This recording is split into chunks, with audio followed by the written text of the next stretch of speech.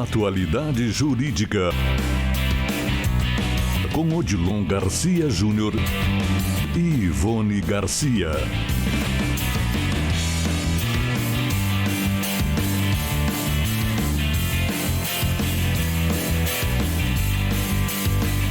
Estamos chegando com o nosso Atualidade Jurídica do Garcia e Garcia Advogados Associados. Hoje nós vamos falar de planejamento previdenciário com os doutores doutora Viviane Garbini e o doutor Odilon Garcia Júnior. O que é avaliado em um bom planejamento previdenciário, doutor Odilon? Vocês que conhecem tudo disso, né? Primeiramente, obrigado, tudo bem? Garcia, tudo bem? Bom. Eu acho que antes a gente tem que falar da importância, né? Do tema, né? Do tema, do planejamento previdenciário, né? Então, o público tem que entender a importância de um planejamento previdenciário, porque desde a reforma da Previdência em 2019, saber ou entender, né, da concessão, dos requisitos da concessão e do melhor momento até para fazer um pedido, por exemplo, de concessão, de uma aposentadoria, por exemplo. As regras são muitas, Guaraci. Claro. Temos muitas regras de transição e isso já não é mais acessível, mais fácil de entender. Até aqui o escritório, o Garcia tem até um software específico para fazer simulações e estimativas. Olha só. Então, o planejamento previdenciário hoje ele é essencial, tanto para o regime geral da Previdência Social, que é o INSS, tanto para regimes próprios de previdência de servidores públicos, por exemplo, estaduais ou federais, né? Claro, o planejamento previdenciário hoje é muito importante.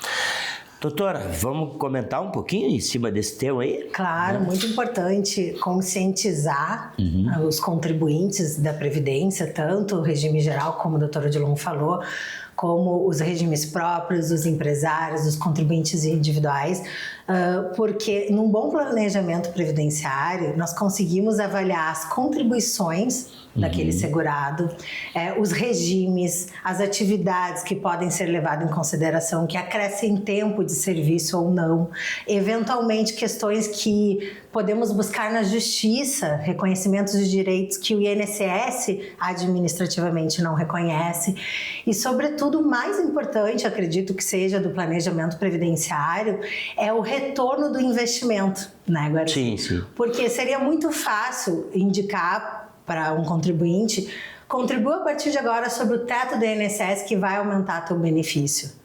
Mas e aí, vai aumentar o benefício quanto? Eu vou ter o retorno total do que eu estou investindo até me aposentar? Vale a pena essa contribuição no teto, que hoje vai a R$ 1.300, mais de R$ 3.300 por mês? Eu vou ter esse retorno integral do investimento? Sim. Quanto que vai crescer a minha renda? Então, tudo isso é muito importante avaliar, principalmente, como o doutor Odilon falou, após a reforma da Previdência, em função de que cada regra ela exige um requisito mínimo e tem uma fórmula de cálculo diferenciada. Claro. Então, nós precisamos avaliar qual a melhor regra para essa pessoa. Doutora, a reforma da Previdência dificultou a aposentadoria, né? E o que é possível fazer para não perder dinheiro? Pois então, dificultou e muito. Imagino que sim, né? Ela mudou a fórmula de cálculo, ela mudou a idade mínima, mudou requisitos cumulativos para a aposentadoria. Então, é muito importante ficar atento às contribuições no sistema do INSS, do CNIS. Se tem indicador nos vínculos, alguma questão que a gente precisa buscar. Um profissional que realize um bom planejamento previdenciário, ele pode obter um benefício de 20% até 40% a mais se estruturar bem, encaminhar o segurado da forma correta para atingir a melhor aposentadoria possível. Então, diante dessas regras novas de transição das aposentadorias, para quem já estava, principalmente as pessoas na faixa etária ali de 40, 50 anos foram muito prejudicados com a reforma da Previdência, porque antes bastava completar 35 anos de contribuição o homem e 30 a mulher, independente da idade, se aposentar. Claro. Hoje já não, nós temos regras muito mais rigorosas. A fórmula de cálculo também possui alguns redutores, então é extremamente importante avaliar para não perder literalmente o direito a um benefício com uma renda maior possível e não investir em contribuições que não vão elevar consideravelmente o benefício correspondentemente ao valor que se está aplicando. É isso, doutor Odilon? Que beleza, Eu acho que a colocação da doutora Viviane é essencial, né? E uma outra questão que eu acho muito, muito relevante, Guaraci, e que o teu público precisa saber como informação, como esclarecimento, atualmente, se eles encaminharem, fazer um requerimento administrativo de concessão do benefício, por exemplo, a aposentadoria sozinho, eles têm que saber muito bem instruir aquele requerimento com documentos todos necessários, né? Porque senão isso depois até não pode se transformar num bom processo judicial com a ausência desses documentos. Ou seja, complementar tudo que precisa que eles requisitam. Por isso que a gente esse é um tema, né? Do STJ, o 1124. É muito relevante. Acho que a doutora Viviane está muito capacitada para esclarecer, mas o que eu quero dizer com isso?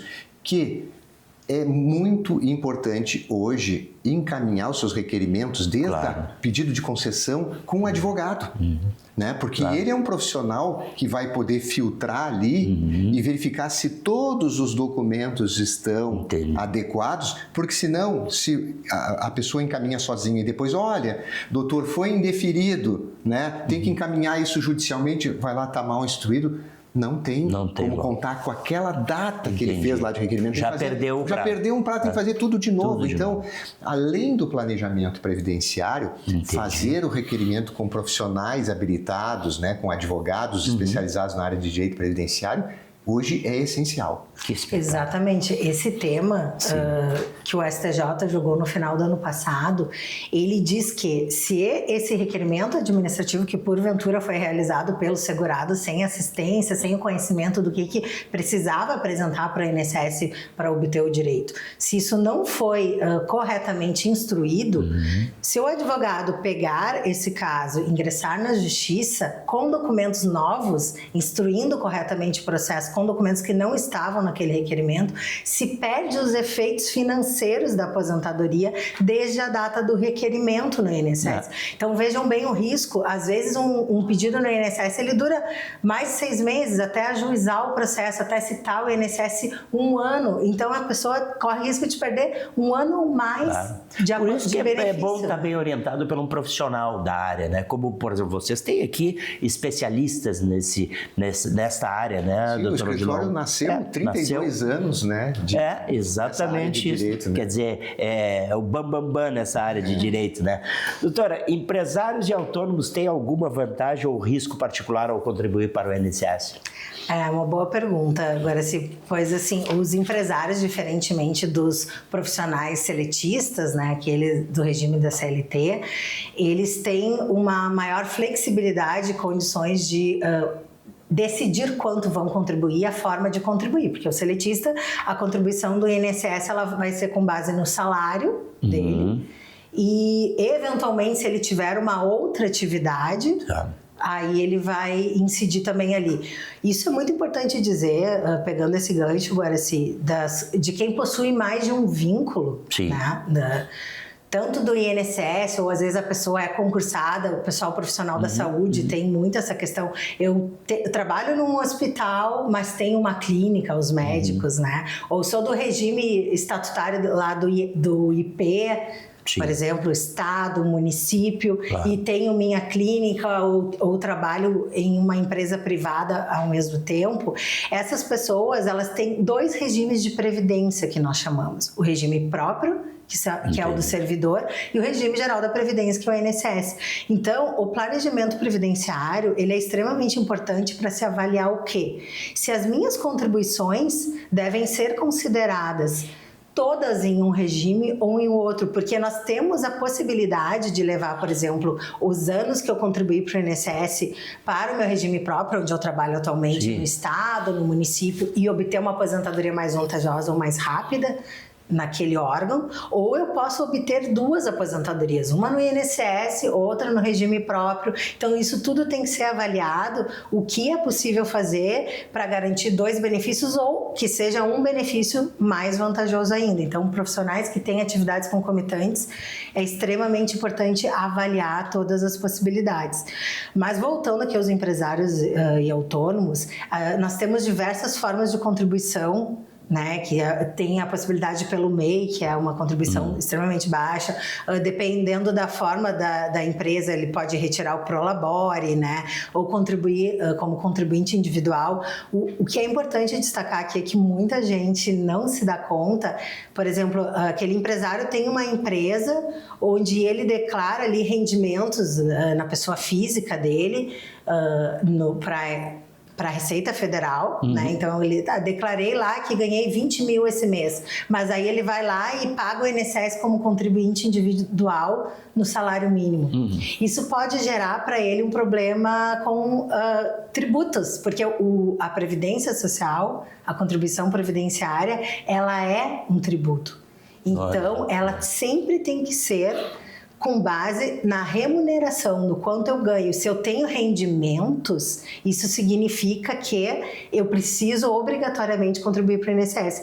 Mas existem empresários e formas ali da empresa que vai verificar com o contador, com o advogado tributarista, que vale a pena e se pode contribuir pelo salário mínimo. Então, uma coisa tem que estar alinhada à outra quando a gente fala de empresário. Claro. Agora, para vocês dois, quais são os erros mais comuns que fazem as pessoas perderem dinheiro na aposentadoria? Existe isso?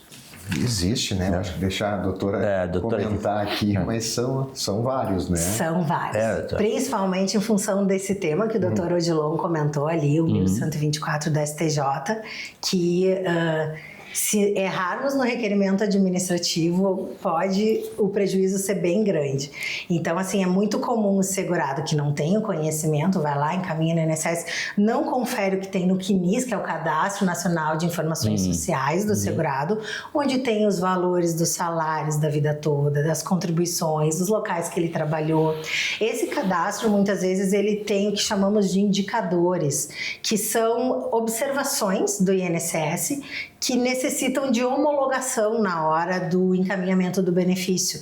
Então, às vezes, é um vínculo que não tem data fim ou que a empresa não recolheu a contribuição, é um período que a empresa recolheu em atraso ou ele mesmo recolheu em atraso. Isso tudo precisa ser analisado, colocado em dia para que não haja prejuízo na aposentadoria. As contribuições também né, de forma aleatória. Né? Com certeza, a doutora Viviane deu um exemplo, né, no planejamento previdenciário, que fazer o planejamento, fazer a simulação, pode já ser um bom momento para não se perder dinheiro, né? Claro. Porque eu reconhecer que eu preciso contribuir, por exemplo, mais 6 meses e já exercer o meu direito de pedir a concessão, né? É o momento ideal. Daqui a pouco a pessoa diz, mas eu tenho que contribuir mais 2 anos, 1 ano e meio, eu tenho que atender mais, ter mais idade. Né? E fica, às vezes, simulando sem ter uma noção do ponto de equilíbrio, claro, né, Guaraci? do que seria o exato. O exato, né? E isso, a ausência de planejamento, né, pode trazer esse prejuízo de, olha, estou contribuindo, às vezes, e não vou ter um grande resultado, uma diferença, né, na concessão, né? Ou, às vezes, até contribuir um pouco mais, né, mais alguns meses, pode fazer uma diferença relevante, mas isso só com o planejamento, só com a simulação estimativa é que a gente consegue encontrar. E o que é importante dizer também, Guaraci, é que assim, o INSS ele disponibiliza de um simulador ali, quem acessa o seu INSS, o meu INSS chamado, né? Esse simulador, ele não é confiável, tá? Porque ali naquela simulação do INSS é um software extremamente raso, com base nas informações que constam no sistema da Previdência, que muitas vezes há direitos do segurado que não estão sendo considerados ali, como, por exemplo, períodos de atividades especiais, né? Que são aquelas atividades com exposição a agentes nocivos, biológicos, eletricidade, ruído, isso isso tudo não consta naquele simulador, então esse período é importante a crescer no tempo. Existe também períodos de atividade rural, aquele segurado que teve agricultura familiar lá na infância com a família, ou que hoje ele é um agricultor, isso não consta na base do INSS. Nós temos também período de militar, quem serviu o exército, não fica registrado na base do INSS, precisa averbar esse tempo. Então, esse simulador do INSS não pode ser a regra para se criar o planejamento. Nem a revisão do CNIS, né? Se adota aquele CNIS ali, se fazendo pelo simulador do INSS, e não se tem uma revisão. Às vezes, quando se faz um planejamento previdenciário, se vai revisar se aquele histórico, o CNIS é histórico das contribuições, se realmente aquilo está correto. Porque quando há alguma divergência, alguma falha, às vezes o INSS adota como base no CNIS um salário mínimo. Aí vai verificar lá na carteira, a pessoa tinha um salário maior. Claro, com certeza. Bom, doutores, como é o planejamento previdenciário, como se integra, né, ao planejamento financeiro e o sucessório familiar? E aí, como é que a gente diz? Pois é. Então, a aposentadoria, ela é uma renda vitalícia, né? Então, se nós pararmos para pensar, hoje a Previdência Social, ela é o seguro social, né, do brasileiro. Dificilmente nós vamos ter, tanto em previdência privada ou até mesmo investimentos, uma gama tão grande e, digamos assim, relativamente segura de benefícios. Né? Porque nós temos aí auxílio-doença, nós temos aposentadoria por invalidez, nós temos a pensão por morte, que é extremamente importante para o planejamento sucessório, nós temos as aposentadorias das mais diversas espécies, temos reabilitação para aquela pessoa que ficou com limitação. Então é uma gama de proteção social muito grande que tu não encontra na previdência privada. O planejamento previdenciário, ele é essencial para isso, para que se construa na vida desse trabalhador a possibilidade de ter melhor condições no momento que ele parar de trabalhar e inclusive quando ele falecer, para deixar para os seus herdeiros uma pensão por morte, não deixar desassistido. Muitas vezes, principalmente aquelas pessoas que contribuem no salário mínimo por um curto tempo, porque, por exemplo, a aposentadoria por idade, na regra permanente, para o homem é 15 anos de contribuição e 65 de idade. Sim.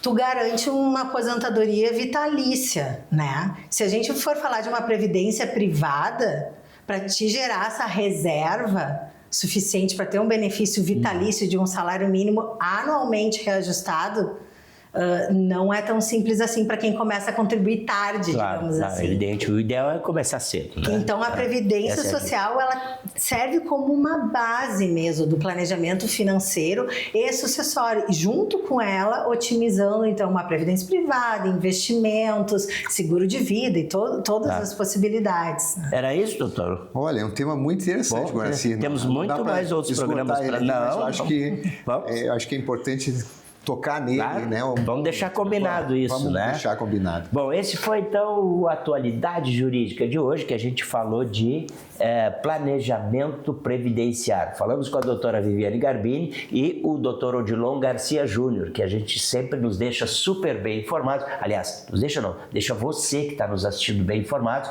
e deve procurar, sempre que tiver dúvida, procurar um profissional da sua confiança. É isso, né, doutor? Isso mesmo. Então tá. Bom, nos encontramos no próximo programa, com certeza. Com certeza, estamos lá. Tá bem. Obrigado pela sua audiência. Nós voltamos aí em seguida com o Dr. Odilon Garcia Júnior e a doutora Viviane Garbini.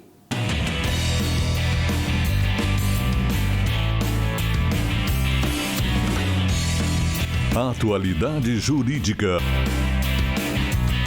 com Odilon Garcia Júnior e Ivone Garcia.